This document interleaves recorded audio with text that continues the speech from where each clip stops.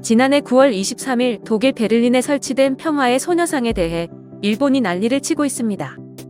소녀상 설치 직후 일본은 공식적인 문제를 제기하며 독일의 소녀상 철수를 요청했고, 이후 베를린 미테구는 전격적으로 철거 명령을 내렸습니다. 독일과 일본 간의 관계에 긴장이 조성되었다는 이유였습니다. 하지만 이에 대해 독일 현지와 한국에서는 철거 반대 청원 운동이 진행되었습니다. 우리 국민들뿐만 아니라 국회의원들은 이 부당한 철거 명령에 대해 기자회견을 열었으며, 여야 국회의원 113명은 미테구 측의 입장에 유감을 표하는 내용의 서한 전달을 했습니다. 위안부 피해자인 이용수 할머니도 독일 대사관을 방문해 미테구에 설치된 평화의 소녀상 철거 명령을 철회해달라고 촉구하였습니다. 이러한 논란의 현지 시간으로 지난 11월 5일 미테구 의회는 전체 회의를 열었고, 소녀상을 예정대로 존치한다는 내용의 결의안을 처리했습니다. 라이펜슈툴 대사는 일본의 항의로 철거 위기에 놓였던 평화의 소녀상을 표현의 자유 관점에서 접근해야 될 사안으로 규정하며, 예술과 표현의 자유는 때로는 내 기분을 나쁘게 하는 표현이나 표현 방식이라도 받아들여야 된다는 것을 의미한다고 말하며 철거안에 대한 반대 의지를 표명했습니다. 이후 독일 베를린 평화의 소녀상 철거를 위해 일본은 독일 측에 일본 정치인과 학자들의 서신을 보냈습니다. 독일은 2차 대전 동맹국이고 패전으로 인해 전쟁 책임 떠맡고 있다며, 일본 교수들은 독일과 일본이 전쟁 동맹국이었음을 강조합니다.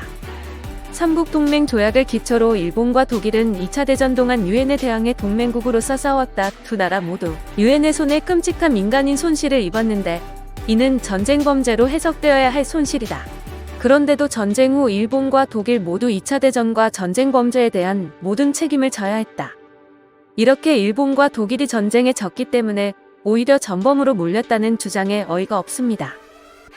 베를린에 세워진 소녀상이 일본과 독일 간 우정의 끈을 끊으려고 위협하는 치명적인 존재라고 주장합니다.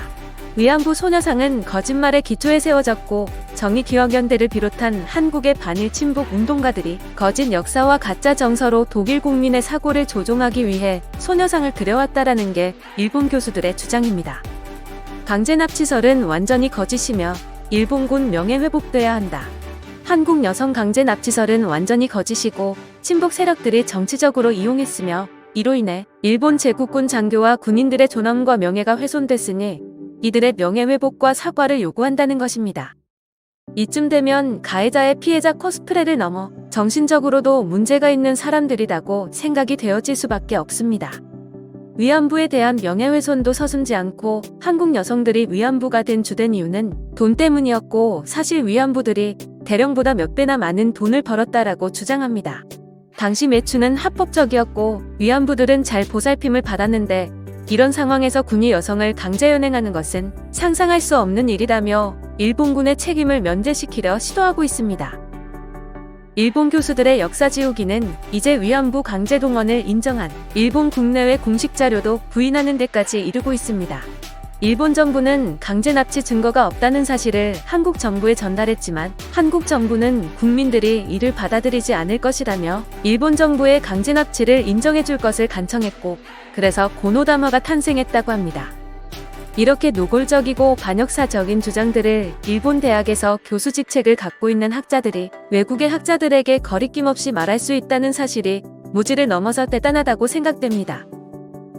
이에 독일 학자들은 일본군의 죄는 의심할 여지 없다라고 말했습니다. 보훔 루르대학 사회대의 일제 렌츠 교수는 편지에 나오는 논거는 서적과 논쟁으로 이미 반박되었다며 이 편지를 왜 자꾸 보내는지 모르겠다는 반응입니다. 많은 동네 주민들이 소녀상이 중요하다고 생각한다. 소녀상은 그 동네에서 뻗어나가고 있다. 성폭력, 인종차별적 폭력 같은 문제를 언급할 수 있는 기회가 생긴다며 소녀상의 중요한 의미를 평가했습니다. 본대학 동양아시아학연구소 라인하르트 첼너 교수는 일본이 많은 국가의 여성들을 성폭행하고 범죄를 저질렀다는 것은 맞다. 일본군의 죄에 대해서도 의심할 여지가 없다고 딱 잘라 말했습니다. 구 일본군의 명예가 훼손됐다는 주장에 대해 첼러 교수는 전쟁 중 명예롭지 않게 행동한다는 것에는 민간인과 방어가 불가능한 사람을 상대로 한 행동도 포함된다. 그러한 사람은 자신의 명예를 스스로 실추시킨 것이라고 강조했습니다. 독일은 과거 나치 독일이 지른 전쟁 범죄와 홀로코스트에 대한 사죄와 반성이 이루어지고 있는 나라이기 때문에 더 특별한 장소입니다. 여전히 일본은 위안부 문제를 인정하지 않고 이에 대한 사과와 법적 책임을 회피하고 있는데, 이번 베를린 소녀상 철거 논쟁으로 가려진 역사의 진실이 전 세계에 알려지고 주목되었다는 점에서 의미가 있습니다.